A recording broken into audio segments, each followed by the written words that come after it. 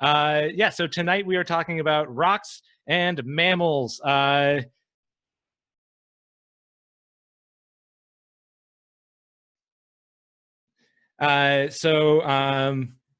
actually have two screens now, so I can actually look at the chat while we're going. So the question is, since this is a webinar, unfortunately, with how the system works, the only way I can see what you guys are talking about is through the chat. Unfortunately, just to prevent too many voices talking at once, it is set up so that only I can speak at one time. However, it is 5 o'clock, so I think we should get started. Once again, for those of you who joined us a little bit later, what you're seeing up right now is our new microsite here at the Berkshire Museum. It is explore.berkshiremuseum.org. It is where we are hosting all of our educational materials, videos, podcasts, so anything that you might want to listen to or explore while you're at home. I encourage you guys to check it out. Once again, it's explore.berkshiremuseum.org. And with that, we are going to kick off tonight's Berkshire Museum Trivia Night. So the theme of tonight is rocks and mammals. And despite it being called rocks and mammals, we're starting with the mammals. Now, this little guy is a wee baby skunk. Skunks are members of the weasel family. They come in this lovely shade of black and white, which is actually a form of warning color. So it's not meant to hide them. It's not to allow them to sneak anywhere. It's to let predators know that they are packing a powerful secret weapon, or not so secret weapon, which is, of course, their stink. They have a relative in Indonesia whose name is even more direct. It's called the stink weasel, or a stink badger, sorry. So these little guys pack a potent smell. Human beings can smell this smell from up to 3.5 miles away. But my question for you guys is, how far does the spray actually go when they spray their stink? All right. Launching the poll now. Can they spray their stink 6 feet? Can they spray it 10 feet? Can they spray it 23 feet? Or can they spray it 36 feet? So this is the actual particles of the spray, not the smell, the actual spray itself. How far does the spray go?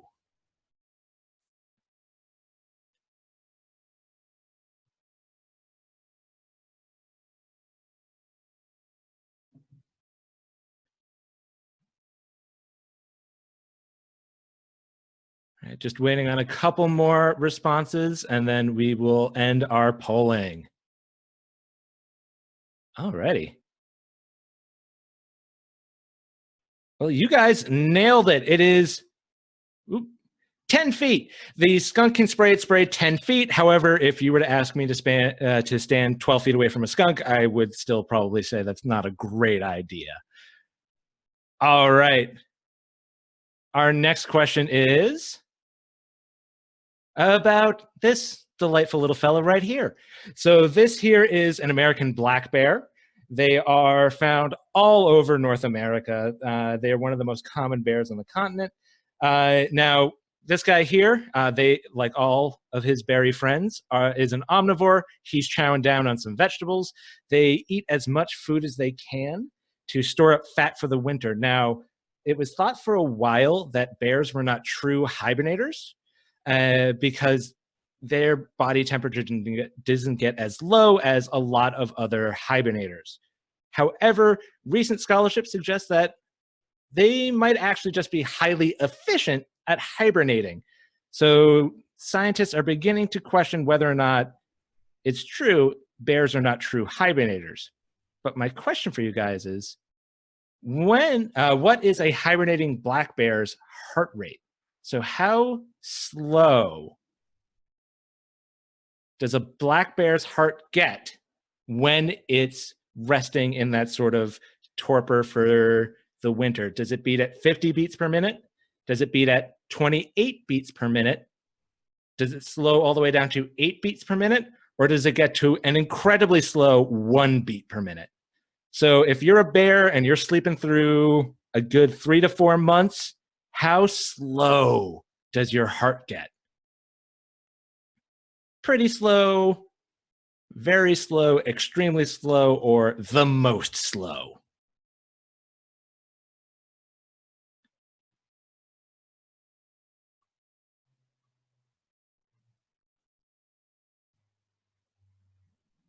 Once again, you guys nailed it. It gets all the way down to 8 beats per minute.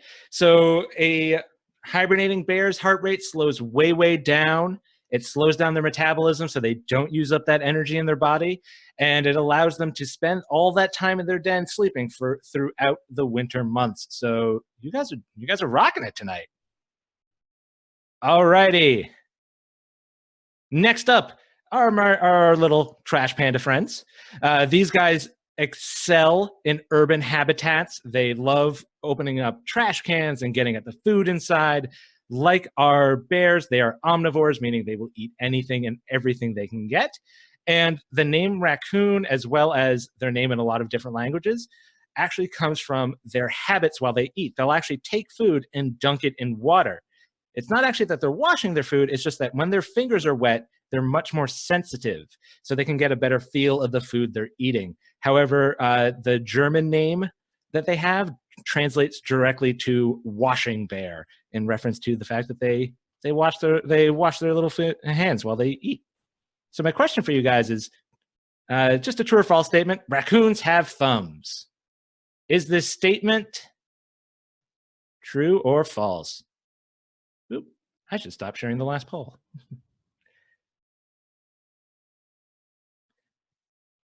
So, true or false, raccoons have thumbs.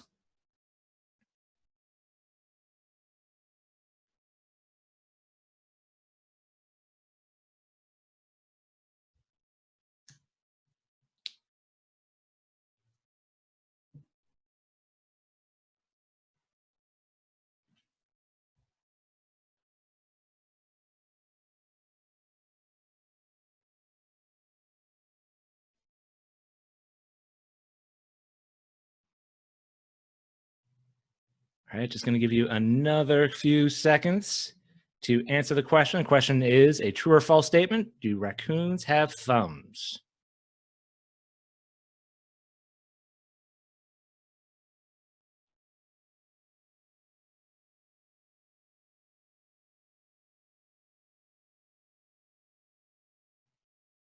All right. Most of you guys answered true. The correct answer is actually false. It is not a true thumb. They have a finger that does a lot of what thumbs can do. However, it is not a true opposable thumb. It's very thumb like, though. So maybe in a few million years, it will fully evolve into a true thumb. But for the time being, not really a thumb yet.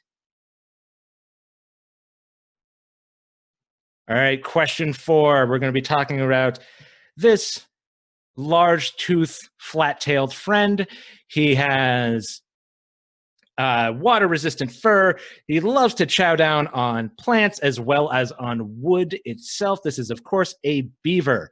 Now, they are incredibly good builders. They'll build dams, which actually create their own ponds behind them. And were once highly sought after for their fur because their fur is water resistant. They were highly sought after, especially for hats. And it was, in fact, beaver fur hats and the demand for them that caused a huge decline of the beaver populations of Europe and led many Europeans to come to North America in places like New England and Quebec and start trapping and hunting the beavers there to feed their insatiable demand for hats. Now, beavers are the second largest rodent in the world. My question for you guys is, what is the world's largest rodent? Beavers are second largest. So which one of these is our largest rodent? Is it the capybara? Is it the porcupine? Is it the groundhog? Or is it the opossum?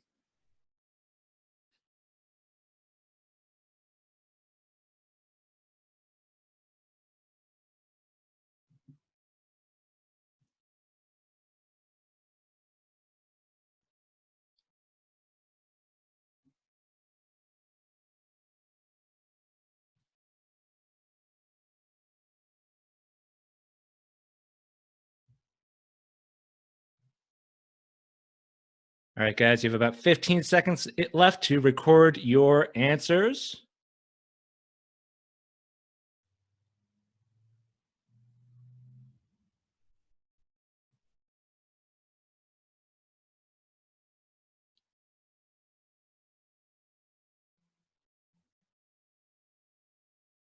All righty, that's the end of this round. Most of you guys got this one. The largest rodent is the capybara. It is sort of looks like a really, really large guinea pig. It is native to South America. They are also super chill. If you go online, you'll see a bunch of pictures of capybaras just like hanging out with a lot of other animals. You know, chilling with some lizards, some birds, maybe a crocodile. Just a very chill looking giant rodent. All right, my friends. Our next question of the night is about this guy. This here is a mountain lion. These guys are an incredibly dominant predator. They once ranged throughout all of North America, and they do range throughout all of South America as well. However, nowadays, the only population...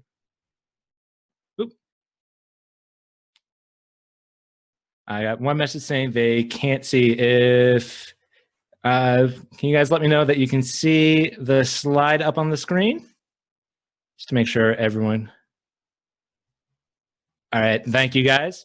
So these guys... Perfect. All right, looks like most people can see. I will try resetting some stuff and see if that fixes anyone who can't.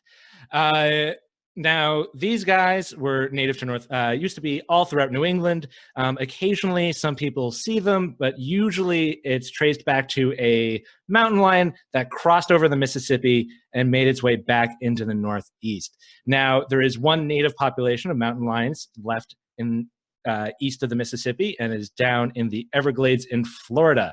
However, because of their massive range and the fact that they're found all over 2 continents, they have a ton of different names. So which one of this list of 5 is not another name of a mountain lion? So we have puma, red lion, cougar, catamount, or swamp lion. Only one of these is not a name of a mountain lion.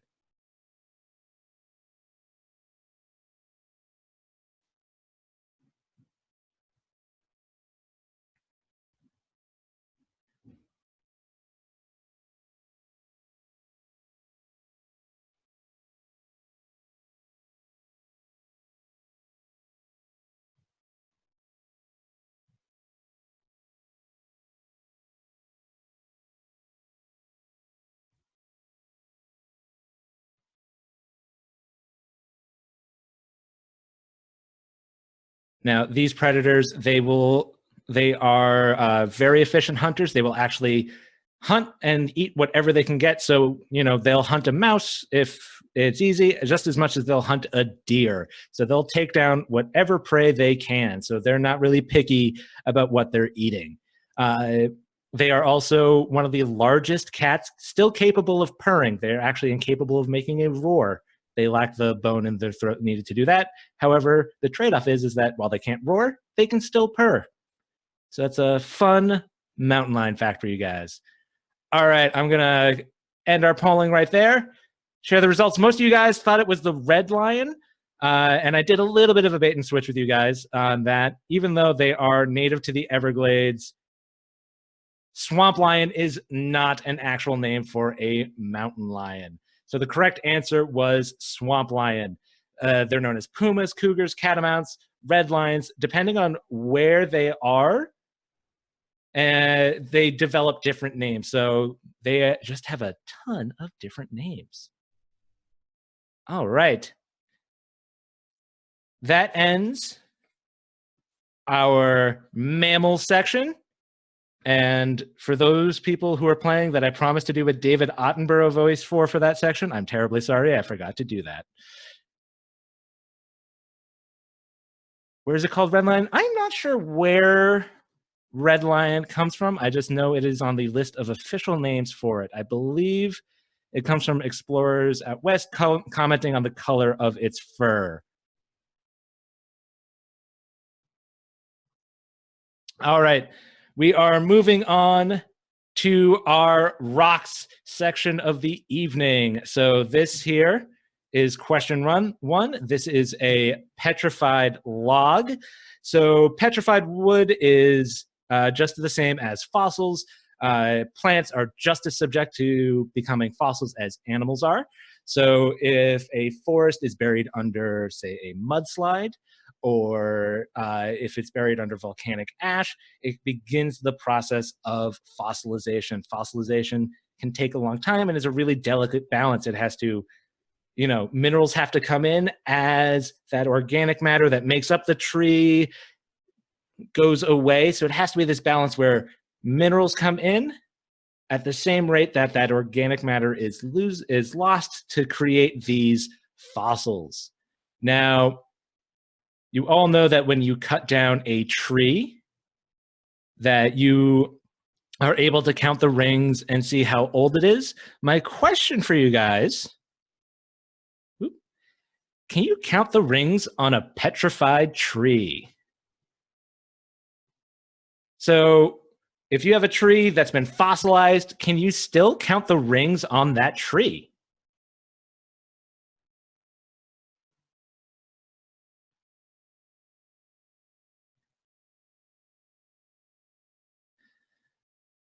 Another fun fact is when trees get fossilized all at once, you wind up with entire fossilized forests. So you wind up with these petrified forests with dozens of different trees that have been turned to stone all scattered around it. So it's creates a really cool sight of this forest turned to stone.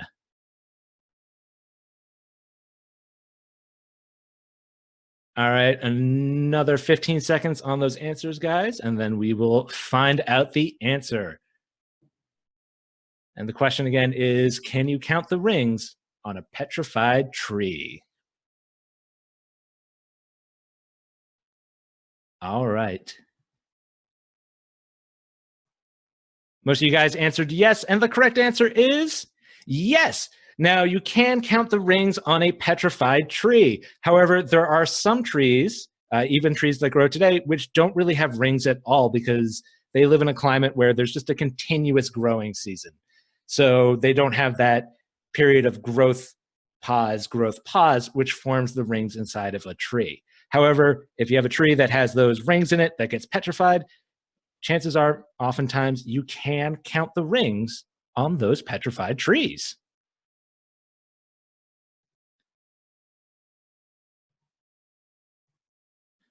All right. Our next question is about these shiny rocks here. You probably have seen these around. These are quartzes. They come in all sorts of color, from clear to purple to brown to orange to pink. The purple ones are known as amethyst. You have smoky quartz, which are the grayish brown, rose quartz, which is the pink. They have a lot of different uses. They've been used in jewelry for years. And in fact, amethyst, before a massive collection of amethyst was found in South America, was considered one of the rare gems that would be highly sought after. So you would see in a lot of jewelry throughout Europe these large amethysts, because it was considered a very rare gem at the time. Now, quartz have a lot of weird different properties to them, which make them useful today in industry. In fact, one industry uses them so much that we had to actually figure out a process to create artificial quartzes in order to keep making enough quartzes to be used in that industry. So what type of products is quartz used extensively in? So that's my question for you guys. Quartz is used extensively in what type of products? Do you find them in electronics? Are they used a lot in pencils? Are they used a lot in paint? Or are they used a lot in some part of the shoe manufacturing process? Again, the need of them was so great, they actually figured out a way in the 40s to grow artificial quartzes in order to make sure we had enough of them of the right quality to be used to make these products.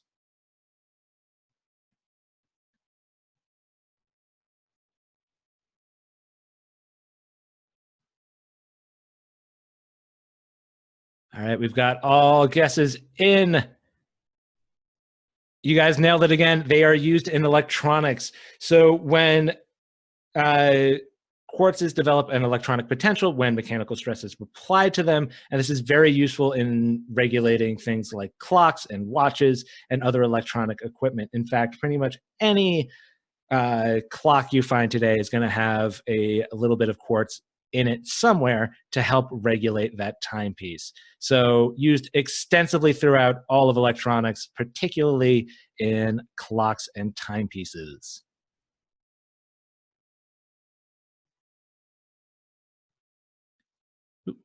There we go. All right. My next question is not about a rock from Earth, but a rock from space. So this here is a meteorite we have at the Berkshire Museum. This is a metallic meteorite. They also come in rocky and rocky metallic. They are bits of space debris cast off from larger objects like comets and asteroids, and they fall down to the Earth, usually leaving these great big flaming trails behind them as the friction of slamming into the atmosphere causes much of them to burn away. Now, if they're large enough, they will make impact with the Earth, creating a crater, and they can be dug out. Now, metallic metallic meteorites were actually used by many peoples throughout history as a source of iron. Meteoric iron is an alloy. It's a combination of two different metals, and it was soft enough and pliable enough in most cases that it was able to be turned into tools like knives, arrowheads, spearheads, and things like that. So ancient peoples would use bits of meteorite in order to create tools. Now, my question for you guys is, change my slides here. Meteoric iron is an alloy or a mixture of iron and what other metal? Is it copper, gold, nickel, or mithril? So which metal is mixed in with this iron that falls from space?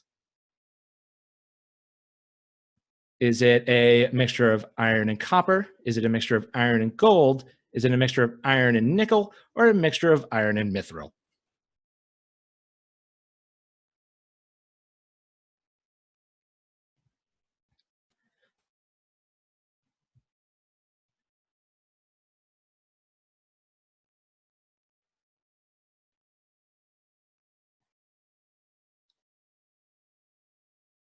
All right, about 10 more seconds to get your answers in.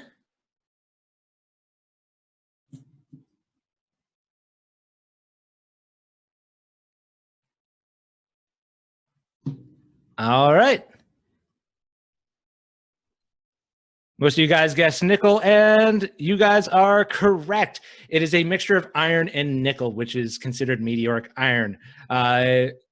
You will find other metals mixed in. However, it is this mixture of nickel and iron, which is considered meteoric iron.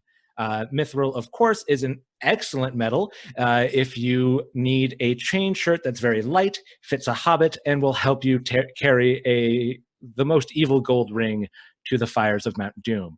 Mithril is a very useful metal, but it is not mixed with iron.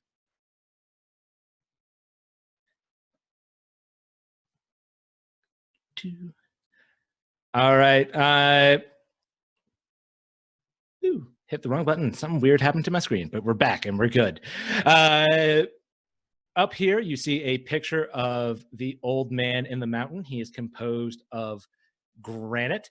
Unfortunately, he did fall down several years ago, so he is no longer there. However, granite is a common stone throughout here in New England. Now, stones are classified into 3 different categories. We have igneous rock, which is rock formed from the cooling of magma. We have sedimentary rock, which is as the name implies, sediment or little pieces of rocks sort of layering up with organic material and then forming a new rock by being squished together that way. And then metamorphic rock. And what metamorphic rock is, you take either an igneous rock, the magma cooled rock, or a sedimentary rock, a rock made of little pieces all coming together. And then under heat and pressure, they transform into a new rock. So you have igneous rock, which come directly from magma. You have sedimentary rock, which comes from bits and pieces of all different things. And then metamorphic rock is what you get when you cook either an igneous rock or a sedimentary rock with a lot of heat and pressure. So my question for you guys is, granite is which type of rock? Which one of those three types is granite? Is it metamorphic? Is it formed by the cooling of magma? I mean, is it cooked under pressure? Is it igneous, formed by the cooling of magma? Or is granite formed by different particles layering together? Is it an igneous, metamorphic, or sedimentary rock?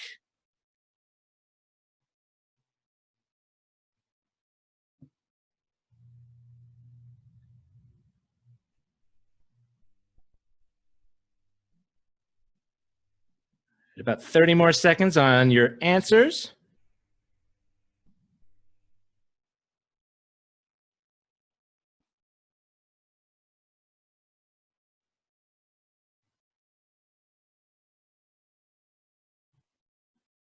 All right, we've got everyone in.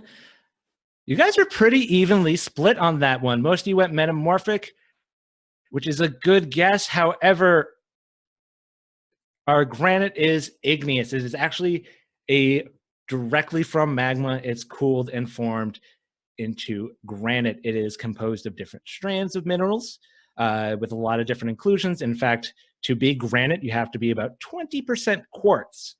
There's that quartz again, one of the most common minerals you're going to find here on the crust of the planet Earth. However, granite is an igneous rock, which means all that granite you see was at one point flowing molten magma that then cooled to form the rock you see before you.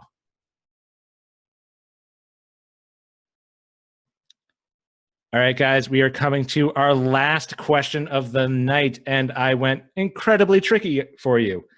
Now, we have 3 different gems here. However, while we would all call them different names, they are actually all from the same mineral. So many of the gems we think of are actually fairly closely related to each other. For example, sapphires and rubies are both types of, and I'm going to butcher the pronunciation of this weird name, corundum, which is a type of mineral. And if it has different elements and minerals included, trapped within it that make it red, it is a ruby. If it has different elements and minerals trapped within it that make it blue, it's considered a sapphire. So depending on the color of it, we've given it a different name. However, both rubies and sapphires are types of corundum. Now, I have here before us Morganite, aquamarine, and emerald. They are all 3 different gems. However, they are all related. So my question for you guys is, Morganite, aquamarine, and emerald are all type of this mineral. Is it beryl, amber, uranium, or quartz?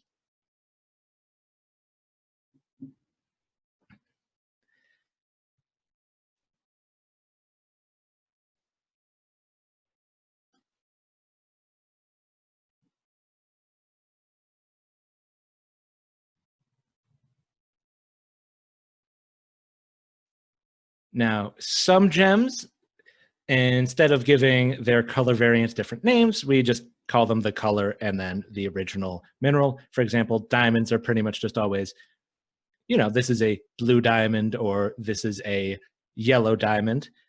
Sometimes in order to sell them a little bit better, they'll give them a fun new name like the chocolate diamond.